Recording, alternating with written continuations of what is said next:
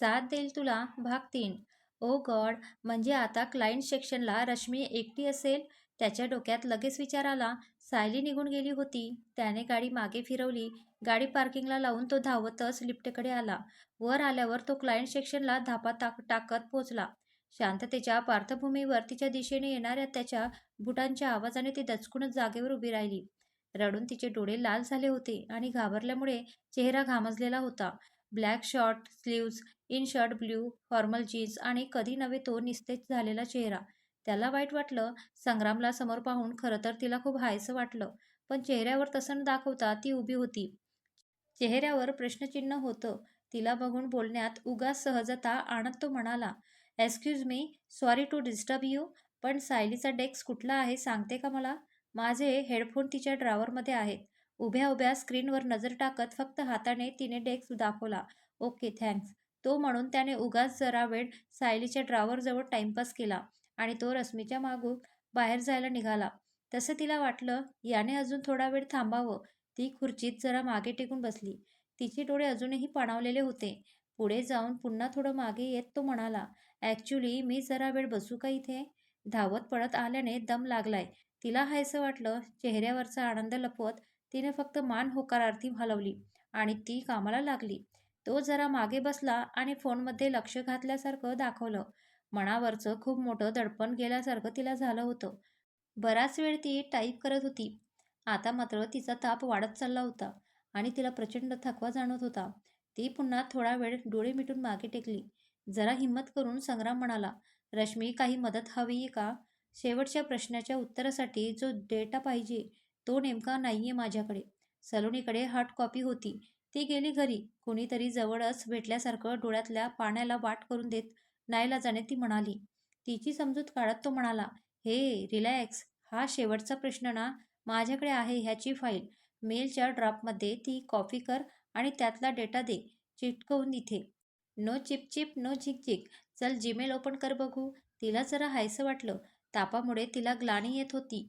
तिने log in window उघडली. संग्रामने त्याचा आयडी सांगितला. तो टाईप करून होत नाही. तोच मागून तिच्या थोडं जवळ येत तिला ऐकू येईल अशा आवाजात म्हणाला, "आय लव्ह यू." तिच्या हृदयाची धडधड अधिकच वाढली.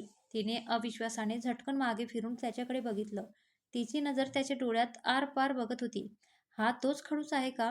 भांडणारा? तिच्या डोळ्यातले प्रश्न वाचून तो गोड हसला. गालावरची खळी खुलली. तिच्या थोडं कानाजवळ जाऊन तो म्हणाला, "माझा password, I mean hashtag I love you instead of o photo, that's my password." ती पटकन भानावर आली आणि ओशाळली देखील. हा आहेच खडूस. झालेल्या फजितीने खजील होत तिने मनात त्याला अजून शिव्या घातल्या. थोडं बाजूला होत आणि उसनं अवसान आणत म्हणाली, "यस, ऑफकोर्स. तूच टाक तुझा पासवर्ड. आणि हा असा पासवर्ड किती लोकांना सांगत फिरतोयस? ॲक्चुअली काउंट नाही केलंय कधी. No problem. आता तुला माहीतच आहे तर टाक तूच. डोंट वरी, चेंज करीन मी रात्री. जस्ट कॅज्युअल आयडिया आहे." त्याच्या हा मस्करीने तिला अजूनही धडधडत होतं. थोड्या वेळाने रिपोर्ट सबमिट झाल्यावर तिला हायसं वाटलं. आता ती पार गळाली होती. तिचा टेक्स्ट आवरून ती स्वतःला सावरत उभी राहिली.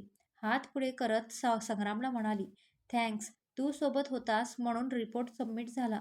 फ्रेंड्स, तिच्याशी हँडशेक करत तो म्हणाला. ऑफकोर्स. पण त्याला तिचा उष्ण स्पर्श जाणवला. न राहून तिच्या कपाळावर हात ठेवत तो ओरडलाच तिच्यावर, "तू वेडी आहे का? किती ताप आहे तुला? तरीही काम करत बसलीस." तिची ही अवस्था पाहून त्याला सायलीचा खूप राग आला.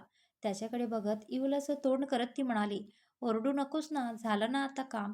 तिच्या निस्तेज मलूल पण मोहक चेहऱ्याकडे बघत तो म्हणाला, "झालंय ना आता काम? आता डॉक्टरांकडे चालायचं लगेच." "संग्राम, मला फक्त आता रूमवर जायचंय. आमचे नेहमीचे डॉक्टर आहेत. मी त्यांच्याकडेच जाणार." ती मोठ्या कष्टाने अगदी क्षीण आवाजात म्हणाली. "अगं पण गाडी कशी चालवणार तू?" तो काळजीने म्हणाला, "आज गाडी नाही आणलीये. कॅबने करेन मी. डोंट वरी." 2 पावलं मोठ्या मुश्किलीने टाकत ती म्हणाली. तिला मधूनच थंडी वाजून अंगावर काटा येत होता. त्याने त्याचं जॅकेट काढून बळजबरीने तिला घातलं. तिला आधार देत सावरत त्याने तिला खाली आणलं आणि गेटजवळ असलेल्या बेंचवर बसवलं. ती मागे टेकून डोळे मिटून बसली होती. तिच्या डोक्यावरून हळूवार हात फिरवत तो म्हणाला, "रश्मी, ॲड्रेस सांग. मी कॅब बुक करतोय." तिने गुंगीतच सरावाने लॉक ओपन करून मोबाईल त्याच्या हातात दिला. Please call recent number. त्याने कॉल लिस्ट उघडली. रिसेंट नंबर होता स्वीट हार्ट. संग्राम जरा चक्रावला. कोण असेल हा स्वीट हार्ट? असाही विचार क्षणभर त्याच्या मनात डोकावला. त्याने नंबर डायल केला आणि पलीकडून कोण बोलेल ह्याची धाकधूक त्याला लागून राहिली. फोन उचलला गेला. हॅलो, रश्मी कुठे आहे तू? पोचलीच का नाही अजून? काय झालं, कॅब मिळाली नाही का? पलीकडून नॉनस्टॉप प्रश्न विचारले गेले. एक तर पलीकडून मुलीचा आवाज आल्याने संग्रामला जरा आनंद झाला आणि आपल्याला का आनंद होतोय ह्याचं आश्चर्य देखील वाटलं. तो पलीकडच्या प्रश्नांना ब्रेक लावत म्हणाला, हे sorry to interrupt, I am her colleagues, she is not feeling well. मी कॅब बुक करतोय, मला प्लीज पत्ता सांगतात का? तो नंबर तनुजाचा होता आणि ती अगोदर मुलाचा आवाज ऐकून चपापली. पण रश्मी इतकी आजारी म्हटल्यावर ती त्याला म्हणाली, ओके, पण प्लीज एकदा तिला फोन द्या. त्याने रश्मीला थोडं जागं करत तिच्या कानाला फोन लावला. त्याने पत्ता दे, मला काहीच सुधरत नाहीये. एवढं बोलून ती पुन्हा डोळे मिटून पडली. तनूने पत्ता सांगितला. संग्रामने कॅब बुक केली आणि कॅब आल्यावर तिला आत व्यवस्थित बसल्यावर तो देखील आत बसला. थोडं डोळे उघडत ती म्हणाली, Sangram, thanks but I will manage, no need to come. दोघांच्या मध्ये तिची पर्स आणि त्याची बॅग व्यवस्थित ठेवत तो म्हणाला, झोप शांतपणे.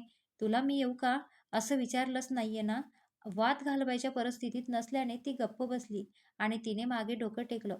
थोड्या वेळाने तिलाही कळलं नाही केव्हा एका साईडला ती संग्रामच्या बॅगचा आधार घेऊन झोपली. बॅग सारखी घसरत असल्याने तिची चुडबुड होत होती. संग्रामने बॅग हळूच बाजूला केली आणि ती त्याच्या खांद्यावर डोकं ठेवून शांतपणे झोपी गेली. त्याने एक नजर तिच्याकडे बघितलं. काल परवापर्यंत अगदी दूर असलेली ही मुलगी, जिच्याविषयी आपल्याला नेमकं काय वाटतं हे देखील आपल्याला कळत नाही, ती आज इतक्या जवळ आहे. पण ह्या क्षणी त्या अनामिक हुरहुरपेक्षा काळजी नक्कीच जास्त वाटते, हे मात्र खरं. तिला जाग येऊ नये म्हणून शक्य तितकं व्यवस्थित बसायचा प्रयत्न तो करत राहिला. गाडी थांबली. ती सरळ त्यांच्या डॉक्टरच्या क्लिनिकसमोर. बाहेर प्रिया आणि तनू वाट पाहत होत्या. कॅब आली तसं पुढे होऊन त्यांनी रश्मीला बाहेर पडायला मदत केली. प्रिया रश्मीला क्लिनिकमध्ये घेऊन गेली.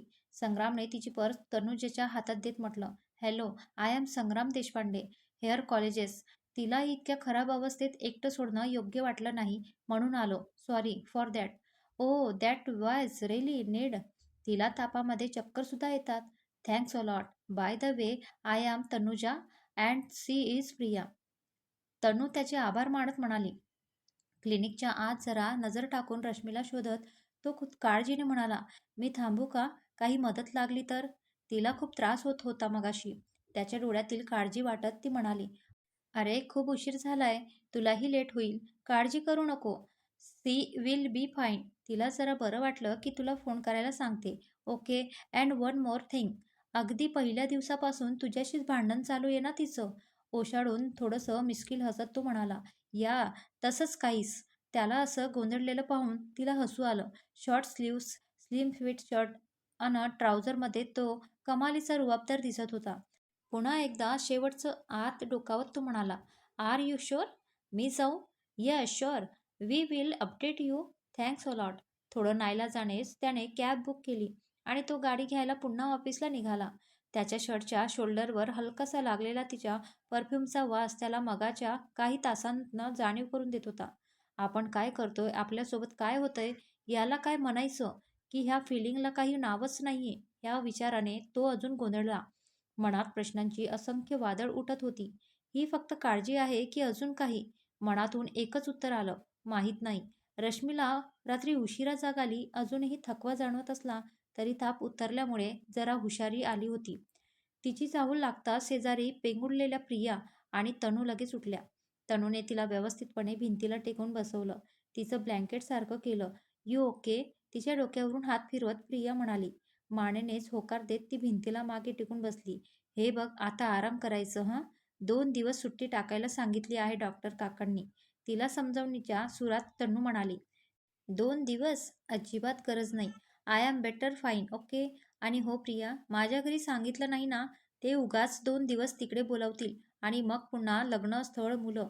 उगाचच कटकट अबोला होता तेच ठीक होतं असं वाटतंय. ती वैतागत म्हणाली. नाही ग बाबा, फोन आला होता घरून, पण म्हटलं झोपली आहे. उद्या कर तूच फोन, ओके? करते.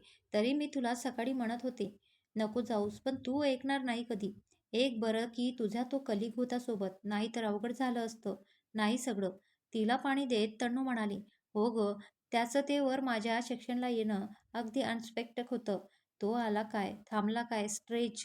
खरं तर आमचं इतकंही चांगलं बोलणं नाही की त्याने मला क्लिनिकपर्यंत पोहोचावं. मला नसतो खरं त्याचा काही प्रॉब्लेम, पण तोच वाकड्यात." तिचा आवाज अजूनही क्षीण होता. "पण खरं सांगू रश्मी, मी थोडाच वेळ बोलले त्याच्याशी, पण खूप प्युअर, वॉर्म असा वाटला. म्हणजे तू म्हणते तसं खडूस वाकड्यात शिरणारा नाही वाटला गं तो. His eyes were full of emotional. त्याच्या डोळ्यात किती काळजी होती तुझ्यासाठी. मला तर वाटलं वाहावत जाऊन बोलता बोलता ती अचानक थांबली. तसं तिचा चेहरा वाचण्याचा प्रयत्न करत रश्मी म्हणाली, "काय वाटलं?" उठून उभी राहत मिश्किलपणे हसत मस्त आळस देत ती म्हणाली, "काही नाही, उगाच आपलं रश्मीसाठी आणलेलं सूप व्यवस्थित ठेवत प्रिया म्हणाली, "ए असं नाही हां, तुला काय वाटलं ते सांगायलाच हवं. असं अर्धवट नको बोलत जाऊस. अर्धवट वाक्याचे खूप अर्थ निघतात." तिच्या बेडवर झोपत ती म्हणाली, "काही नको, तिला ज्या गोष्टी पटत नाही त्या तिला का सांगायच्या?" हातातलं सूप थोडं ढवळत हळूवारपणे हसत रश्मी म्हणाली, "तन्नू, हे खूप ऑब्वियस आहे. तुला वाटलं असेल की त्याला मी आवडते म्हणून. नाही, असं वाटलं की त्याची ती त्यावेळची अवस्था पाहिली असतीस तर तू नक्की त्याच्या प्रेमात पडली असती." तिच्या ह्या वाक्यावर प्रिया आणि तनू दोघीही हसल्या. तिला एक उशी मारत प्रिया म्हणाली, "बोलले, लेवेरिया स्पेशालिस्ट डॉक्टर बोलले."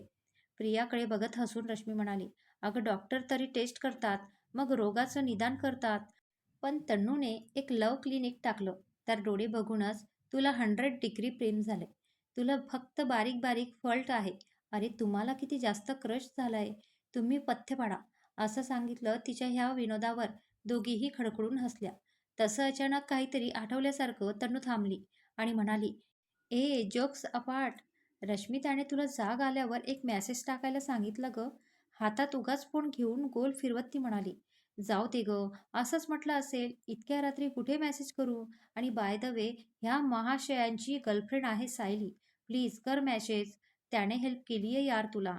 तन्नू जागेवरूनच ओरडत म्हणाली. रश्मीने फोन चेक केला. Showcase trainee showcase. ऑफिशियली यारी दोस्ती. कितीतरी ग्रुपवर भरपूर अपडेट्स होते आणि संग्रामचे आर यू ओके मेसेज होते. अर्ध्या तासाच्या गॅपने एक तर अवघ्या मिनिटापूर्वीचा होता. Please update. तिला हसू आलं. आता हातात फोन होता आणि डोक्यात विचार सुरू होते. इतके दिवस झाले सोबत आहोत, पण कधी याचा पर्सनल मेसेज नाही.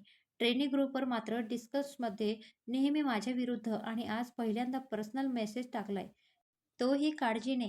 मुली आजारी असल्यावरच मुलं जास्त हळवे होतात का? तनूला हसले. खरं तर पण तो सोबत होता तेव्हापासून खूप सिक्युअर आणि पॅम्परड वाटत होता. इनफॅक्ट छान वाटत होतं. किती गोंधळ उडवून दिलाय ह्या मुलाने आयुष्यात. नेमकं काय होतंय तेही सांगता येत नाही. सोबत हवी हवीशी वाटते एवढं मात्र नक्की. थोडा विचार करून तिने रिप्लाय केला, "yes, I am okay. Thanks for all your help." लगेच रिप्लाय आला, "would you mind if I call you now?" तिला उगाच धडधडलं. तनू आणि प्रिया त्यांच्या बेडवर होत्या. तिने हळूच तनूला आवाज दिला, "तनू, तो म्हणतोय कॉल करू का? सांग ना." "बोलू का?" "बोल की सांग त्याला तू ओके आहे. काळजी करू नको." कधी नव्हे त्या उत्सुकतेने ती आतल्या बेडरूममध्ये गेली. तिने मेसेज केला, "आय वॉन्ट माइंड." काही क्षणात त्याचा कॉल आला. "हॅलो." ती क्षीणपणे गोड आवाजात म्हणाली, "hey, how are you? You are still sounding very low." "No, I am fine." "काय म्हटले डॉक्टर? किती दिवस आराम सांगितलाय?" "हाय फीवर होता. 2 दिवस सांगितलंय आराम करायला. पण इतका आराम कोण करतं?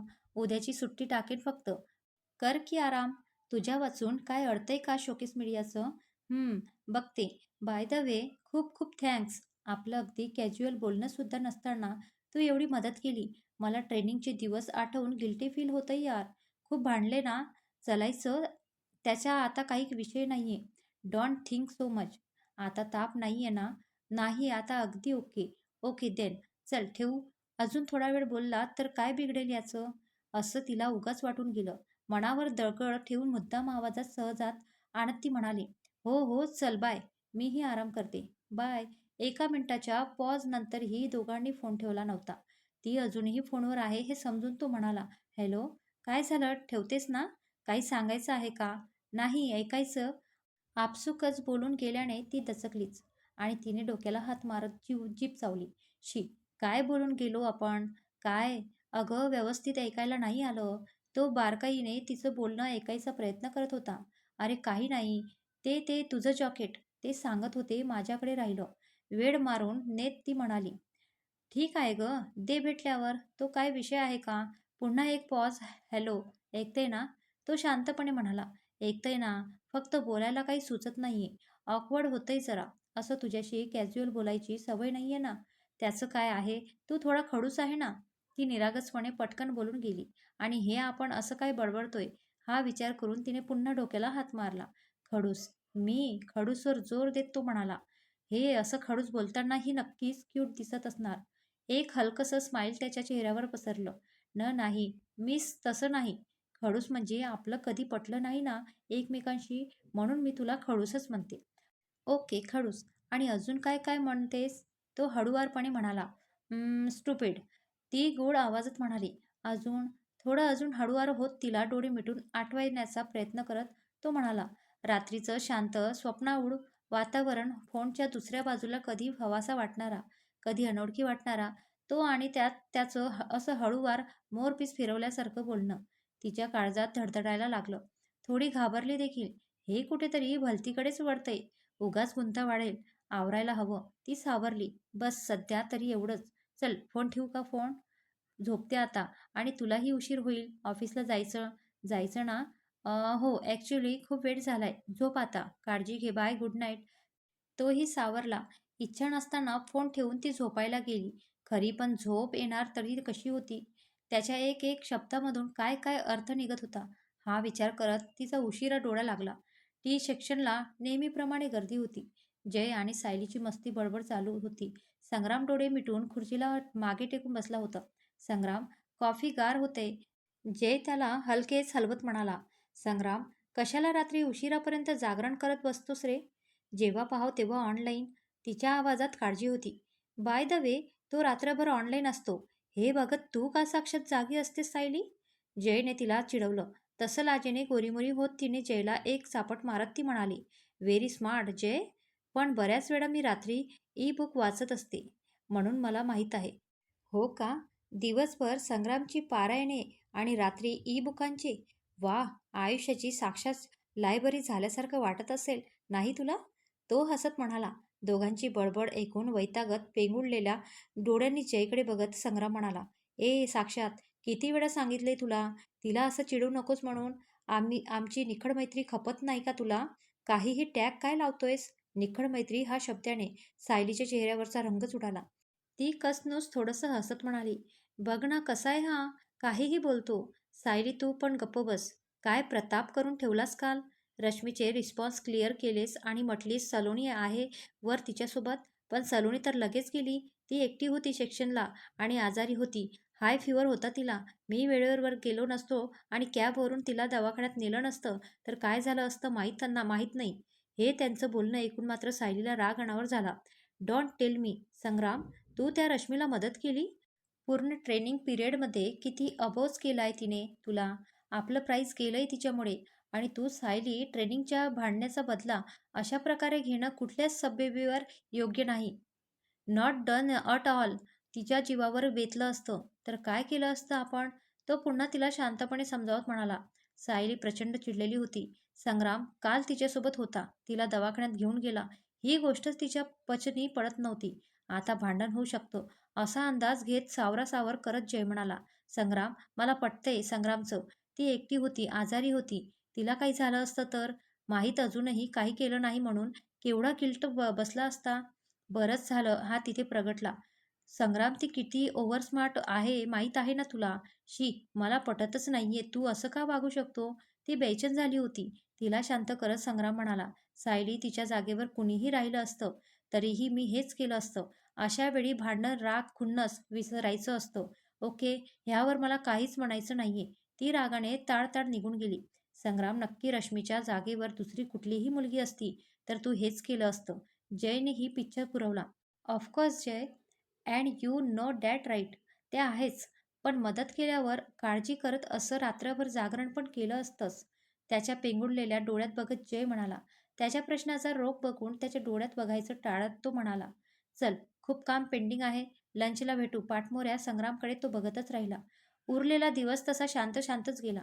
रश्मी आज समोर नव्हती म्हणून तरी सायलीचा राग जरा शांत होता. आज लंच देखील शांततेत झालं. रोज सारखी मस्ती नव्हती.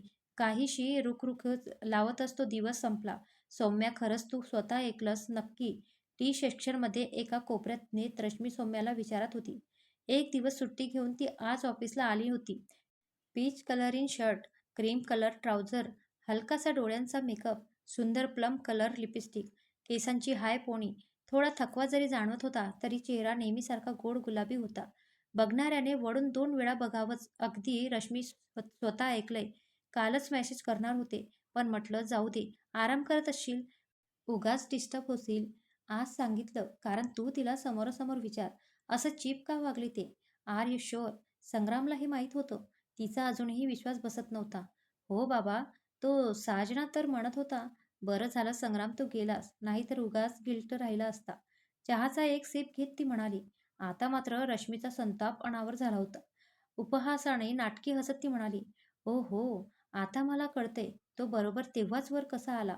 थांबला, मला क्लिनिकपर्यंत पोहोचवलं, अपडेट्स घेतले, मी बरी आहे की नाही म्हणून. That's man. त्याच्या लाडक्या सायलीवर प्रकरण शेकू नये म्हणून. ही धडपड तर. आणि मूर्ख मी. मला वाटलं तिने एका दमात थंड झालेला चहा पिऊन टाकला. तुला काय वाटलं? काय वाटलं असेल रश्मीला?